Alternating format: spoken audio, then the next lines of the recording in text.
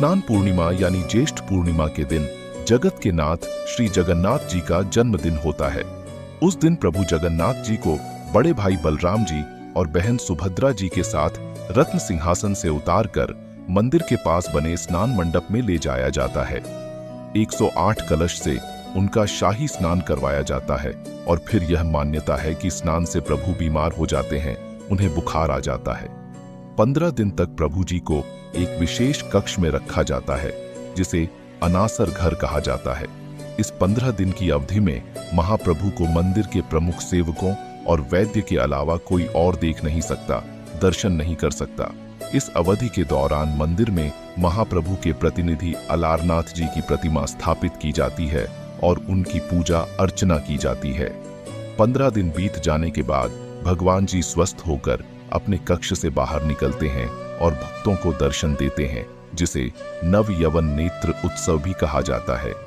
इसके बाद द्वितीया के दिन महाप्रभु श्री कृष्ण जी बड़े भाई बलराम जी और बहन सुभद्रा जी के साथ बाहर राजमार्ग पर आते हैं, रथ पर विराजमान होते हैं और फिर जो है प्रभु श्री जगन्नाथ जी की यात्रा पुरी में धूमधाम से निकलती है।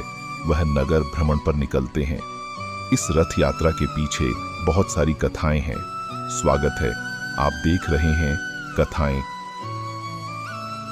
एक एक करके आपको सारी कथाएं बताता हूं। कहते हैं कि इस दिन भगवान श्री कृष्ण के अवतार के रूप में भगवान जगन्नाथ जी अपने बड़े भाई बलराम जी के साथ अपनी बहन सुभद्रा जी को नगर घुमाने के लिए ले जाते हैं। ऐसा माना जाता है कि पौराणिक काल में भगवान जगन्नाथ जी की बहन सुभद्रा जी ने नगर घूमने की इच्छा प्रकट की थी। इसके बाद भगवान ने अपनी बहन की इच्छा को पूरा करने के लिए 3 रथ बनवाए और सुभद्रा जी को नगर घुमाने के लिए रथ यात्रा पर लेकर गए। सबसे आगे वाला रथ भगवान बलराम जी का होता है, बीच वाला रथ बहन सुभद्रा जी का होता है और सबसे पीछे वाला रथ भगवान जगन्नाथ जी का होता है। इस मान्यता के पीछे एक और बड़ी कमाल की कहानी है। कहा जाता है कि जब भगवान जगन्नाथ जी सुभद्रा जी को नगर घुमाने के लिए रथ यात्रा पर लेकर निकले तो रास्ते में ही उनके मौसी का घर था। वहां गुंडीचा भी गए और वहां पर 7 दिनों के लिए ठहरे भी, जिसके बाद से ही हर साल यह रथ यात्रा निकालने की परंपरा की शुरुआत हुई। एक और मान्यता है कि जब भगवान श्री कृष्ण के मामा कंस ने उन्हें मारने की योजना बनाई, तब कंस ने अपने दरबारी अक्रूर को एक रथ के साथ गोकुल धाम भेजा और गोकुल में जाकर भगवान श्री कृष्ण और बलराम जी को मथुरा आने का न्योता भिजवाया। अक्रूर ने जो कहा उसके अनुसार भगवान श्री कृष्ण जी अपने भाई बलराम जी के साथ रथ पर बैठे और मथुरा के लिए रवाना हो गए। कहते हैं कि गोकुल वासियों ने इस दिन को रथ यात्रा का स्थान माना और इसलिए भी जो है जगन्नाथ जी की जो रथ यात्रा है उसके पीछे की एक मान्यता यह भी है। अब मैं आपको बताता हूं कि कब और कैसे हुई थी भगवान श्री जगन्नाथ जी के मंदिर की स्थापना। मान्यताओं के अनुसार जब द्वारिका में भगवान श्री कृष्ण जी का अंतिम संस्कार किया जा रहा था, तब भगवान बलराम जी बहुत दुखी हुए। अपने दुख के चलते वह अपने भ्राता का मृत शरीर लेकर समुद्र में डूबकर अपनी अंतिम श्वास लेने के लिए चल दिए। उनके पीछे पीछे उनकी बहन सुभद्रा जी भी चल दी और ठीक उसी समय जो पूर्वी तट पर जगन्नाथपुरी के राजा थे इंद्रद्युम्न, उनको स्वप्न आया कि भगवान का जो मृत शरीर है वह पुरी जी के तट पर तैरता हुआ मिलेगा, जिसके बाद वह एक भव्य मंदिर का निर्माण करवाएंगे जिसमें भगवान श्री कृष्ण जी, भगवान बलराम जी और बहन सुभद्रा जी की मूर्तियां स्थापित की जाएंगी।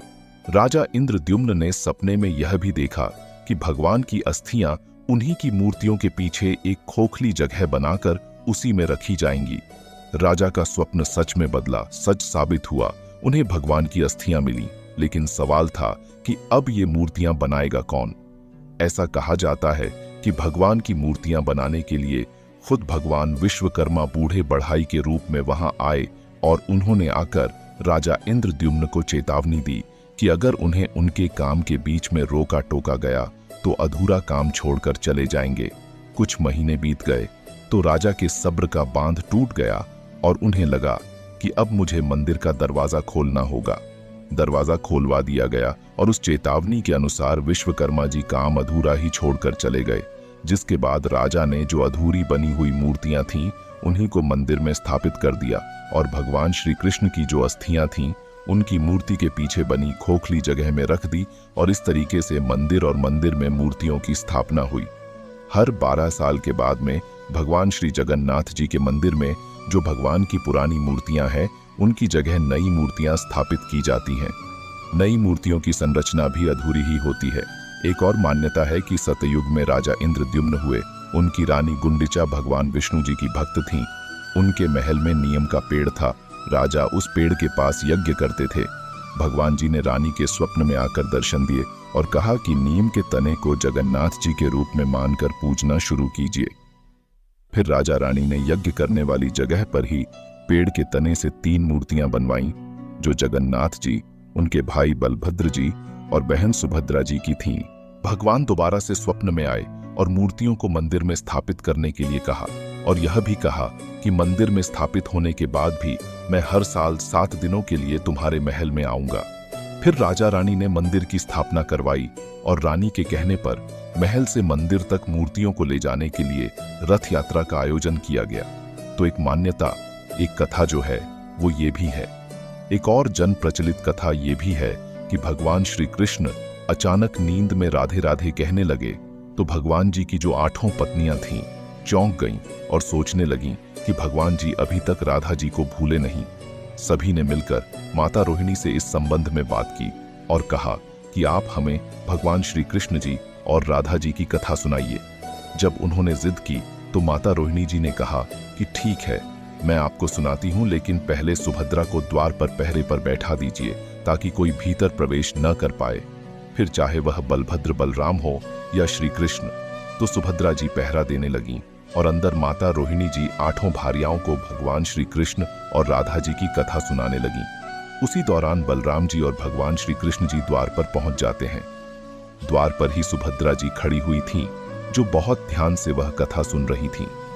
भगवान श्री कृष्ण जी और बलराम जी के आने पर भी सुभद्रा जी ने उन्हें कारण बता दिया और दरवाजे पर ही उन्हें रोक दिया।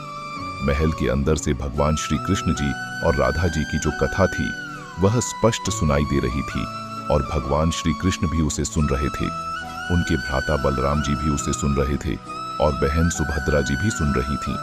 तीनों ही उस कथा को सुनकर भाव विभल हो गए और ऐसी अवस्था हो गई कि पूरे ध्यान से देखने पर भी किसी के भी हाथ पैर स्पष्ट नहीं दिखाई दे रहे थे।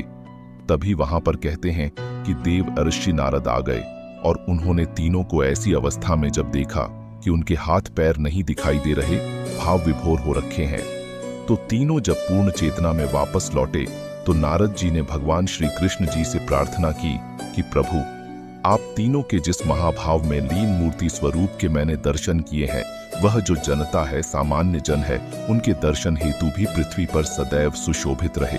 तो प्रभु ने तथास्तु कहा और कहते हैं कि तभी से भगवान श्री कृष्ण जी, बलराम जी और सुभद्रा जी का वही स्वरूप आज भी जगन्नाथपुरी में विद्यमान है और उसे सर्वप्रथम स्वयं विश्वकर्मा जी ने बनाया था। एक और कथा है राजा इंद्रद्युम्न के बारे में, जिनके पिता का नाम भारत था और माता का नाम सुमति था। कहा जाता है कि स्वप्न में उन्हें जगन्नाथ जी ने दर्शन दिए थे। कई सारे ग्रंथों में राजा इंद्रद्युम्न के बारे में, उनके यज्ञों के बारे में विस्तार से लिखा हुआ है। उन्होंने कई सारे विशाल यज्ञ करवाए और एक सरोवर का भी निर्माण करवाया। एक रात भगवान विष्णु जी ने उनको स्वप्न में दर्शन दिए और यह कहा कि नीलांचल पर्वत की एक गुफा है जहां पर मेरी एक मूर्ति है जिसे नील माधव कहा जाता है। तुम एक मंदिर बनवाओ और उसमें मेरी यह मूर्ति स्थापित करवा दो। तो राजा ने अपने सेवकों को नीलांचल पर्वत की खोज में भेजा कि कहां पर है पर्वत। कहा जाता है कि एक ब्राह्मण विद्यापति थे। विद्यापति को पता था कि सब्र कबीले के लोग नील माधव की पूजा करते हैं और उन्होंने अपने देवता की जो मूर्ति है उसको नीलांचल पर्वत की एक गुफा में छुपाकर रखा हुआ है। और वो यह भी जानते थे कि यह जो मूर्ति है, सब्र कबीले का मुखिया विश्ववसु उस मूर्ति का उपासक है और उसी ने मूर्ति को छुपाकर रखा है। तो विद्यापति ने, कहा जाता है कि मुखिया की बेटी से विवाह कर लिया और आखिर में अपनी पत्नी के माध्यम से वह उस गुफा तक पहुंच गया और वहां से मूर्ति लाने में सफल हो गया। उसके बाद में कहा जाता है कि जब राजा को लाकर उन्होंने वह मूर्ति दे दी तो विश्ववसु अपने आराध्य देव की मूर्ति चोरी होने से बहुत दुखी हो गए। अपने भक्त के दुख से भगवान भी दुखी हो गए। भगवान वापस उसी गुफा में लौट गए जो नील माधव रूप में थे, लेकिन साथ ही उन्होंने राजा इंद्रद्युम्न से वादा किया कि वो एक दिन उनके पास अवश्य आएंगे। बस आपको यह करना है कि कि एक विशाल मंदिर का निर्माण करवा दो। तो राजा ने विशाल मंदिर बनवा दिया और भगवान विष्णु जी से कहा कि आप मंदिर में विराजमान होइए। भगवान जी ने कहा कि तुम मेरी मूर्ति बनाने के लिए समुद्र में एक पेड़ का बड़ा टुकड़ा तैर करके आया है, उसे उठा करके ले आओ। जो तट पर है द्वारका से वह समुद्र में तैरकर पुरी तक आया है। तो राजा के सेवकों ने उस पेड़ के टुकड़े को तो ढूंढ लिया, लेकिन सब लोग मिलकर भी उस पेड़ के टुकड़े को उठा नहीं पाए। तब राजा को समझ में आ गया कि भगवान के उपासक नील माधव के अनन्य भक्त सब्र कबीले के मुखिया विश्ववसु की सहायता लेनी होगी। तो उनको बुलाया गया और हैरान तब हो गए सब लोग जब विश्ववसु ने वो भारी भरकम लकड़ी को उठाकर मंदिर तक ले आए। लेकिन अब समस्या ये थी कि जो लकड़ी थी वह मंदिर तक आ गई थी, लेकिन उससे भगवान की मूर्ति कैसे गढ़ी जाएगी। राजा के कारीगरों ने बहुत कोशिश की, लेकिन कोई भी उस लकड़ी में एक भी छेनी नहीं लगा पाया, उसे तोड़ भी नहीं पाया। तब तीनों लोगों के कुशल कारीगर भगवान विश्वकर्मा जी एक बूढ़े व्यक्ति का रूप धरकर आए और उन्होंने कहा कि वह नील माधव की मूर्ति को बना सकते हैं। लेकिन साथ में उन्होंने यह भी कहा कि 30 दिन में मैं मूर्ति बनाऊंगा, लेकिन मुझे बीच में परेशान मत कीजिएगा, मैं अकेले में मूर्ति बनाऊंगा।